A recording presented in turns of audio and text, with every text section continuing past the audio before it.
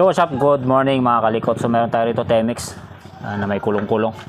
So pag pinatay yung susian, hindi mamatay yung makina, yung motor. O it's either naka-off yung susian, mapapaandar natin yung motor. Yun ang problema nito. So yan, naka-off. Yan, neutral. Ibig sabihin naka-on. So off mo natin. Yan, naka-off. So paandar natin.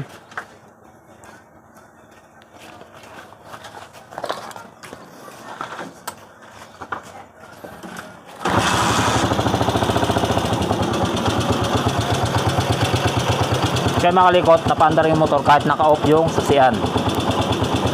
On natin. So, yan, naka-on.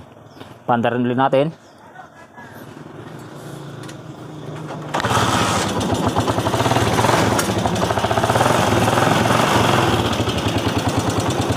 So yan, naka-on, patayin natin. Napatay sa susian pero hindi namatay yung motor. So tignan natin kung ano yung problema nito. Patay mo natin. Punta rito sa gawing headlight kasi nandito yung connection ng susian sa may ignition key. Yan, open na natin yan. Sila natin yung camera. So, yan. So, ito yung apat na to. Yan, ito yung wire ng ating ignition key or ng susian. Yan, ito yung green, yung ground. Ito yung black na mayroong lining na white. Ito yung sa kill switch. Ito, tapos itong red, ito yung positive. Tapos itong black, ito yung accessories wire. So ito yung check natin, itong kill switch. Itong black na mayroong lining na white. Black na mayroong lining na white. So kailangan natin ng test light.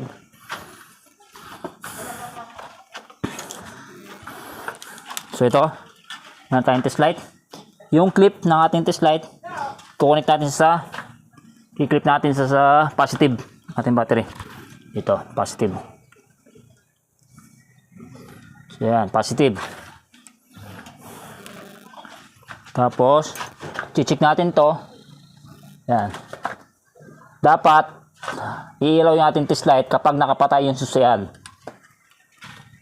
Tulad yan. Nakapatay yung susian, nakapatay. Dapat iilaw yung ating test light niyan.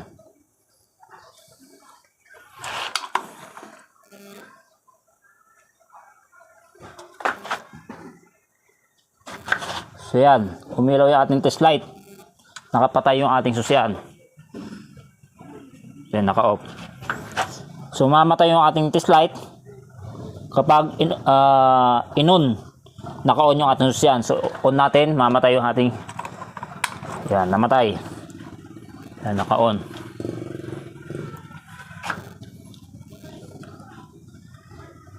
Nakapasukan ng ground itong ating black na mayroong lining na white, itong kill switch natin kapag naka-off yung ating susian. Napapasukan ng ground, inuulit ko, napapasukan ng ground or negative itong ating black na mayroong lining na white kapag naka-off yung ating susian.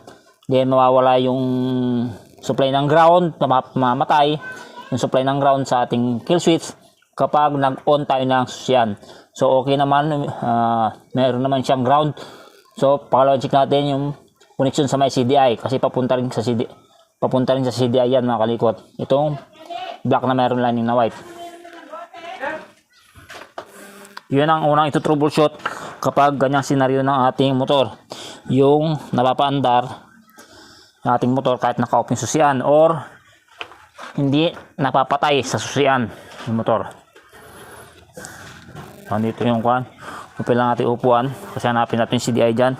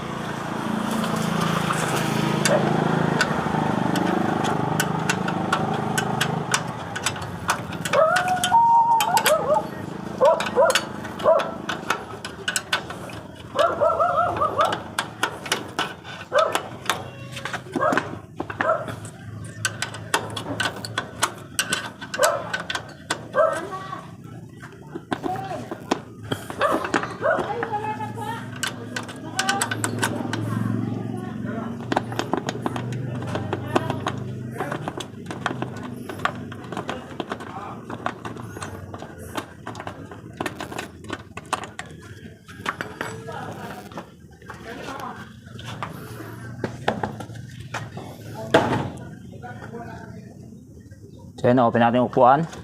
Ito yung kanyang CDI. Ito. Ayan. So iba na yung wirings niya. Napalitan na ito. So itong dalawa na to. Ito. Yan, itong dalawa na yan. Ito yung taas, ito yung connection ng kill switch. Yung black na meron lining na white. Although iba na yung wiring siya, naduktungan na kasi napalitan na yan. Yan. Pero ito yung taas na to. Yan. Ito yung kanyang kill switch. Yung black na meron lining na white. Tapos ito, yung galing primary coil sa ating stator. Ito, itong babang ito. Yung red na meron lining na black. Papuntang stator. So, check natin to. Pugutin lang natin. Tapos dyan natin check. Check natin yan.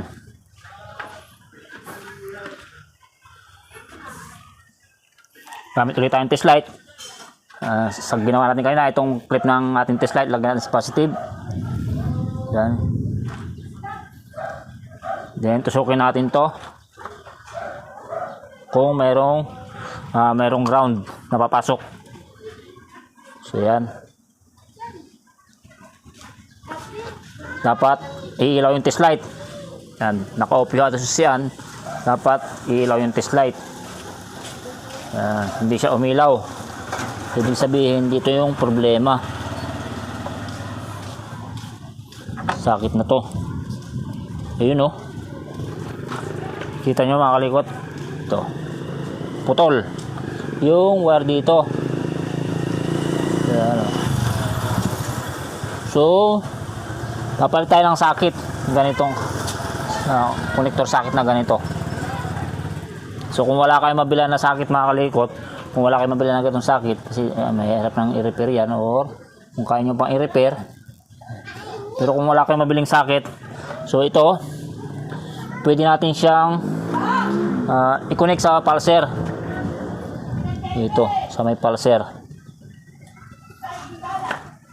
Sa wire connection ng pulser ito.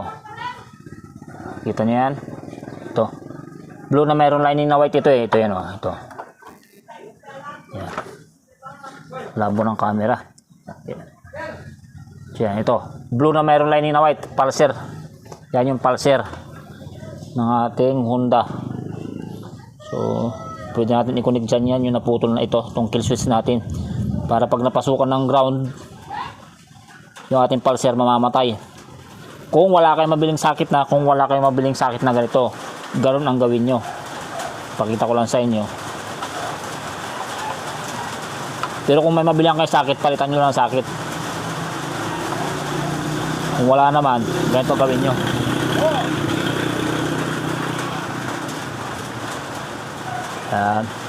Connect nyo rito sa wire connection ng ating pick-up coil or pulser, trigger, yan ang mga tawag dyan. Tapos ito, ibalik nyo na. Yan. So yan, then try natin paanda rin. Yan. Naka-on yung susian. Papaanda rin natin.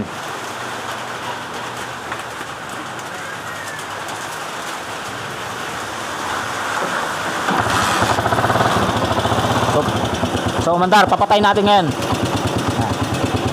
Kaya na, yan. Pag pinatay natin, hindi siya mamamatay. So patay natin sa susian. Okay, namatay, di ba? So hindi yan, naka-off, hindi na natin papaandar.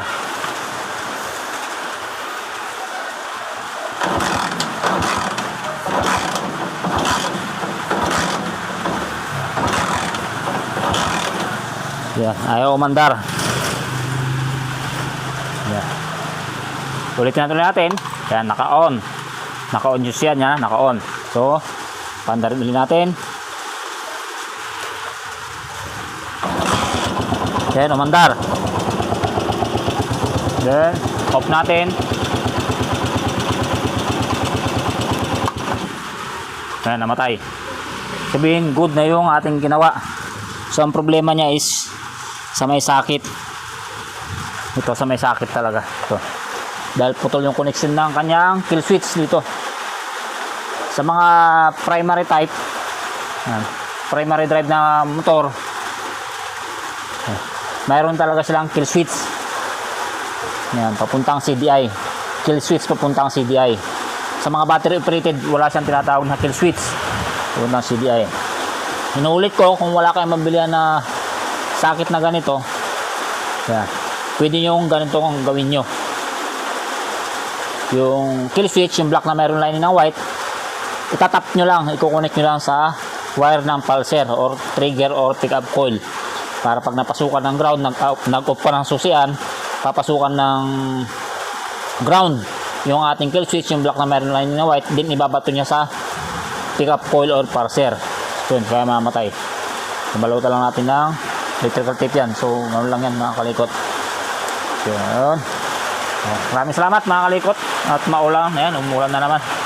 Sana mayroon na naman kayo na pulot na konting idea, konting kaalaman regarding sa pinakita nating video tutorial para sa araw nito. Kung naranasan yung gano'n na senaryo ng motor nyo, umaandar yung motor kahit naka-off yung susi, or hindi mapatay yung motor kahit ino-off yung susi.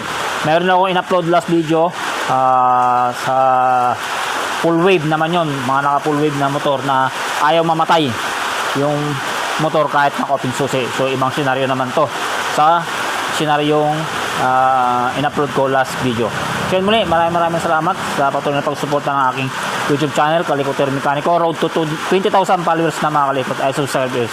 And huwag kalimutan mag-like and follow sa aking FB page, Kalikot Vlog TV. So yun muli, maraming salamat, more power, and God bless po sa inyong lahat.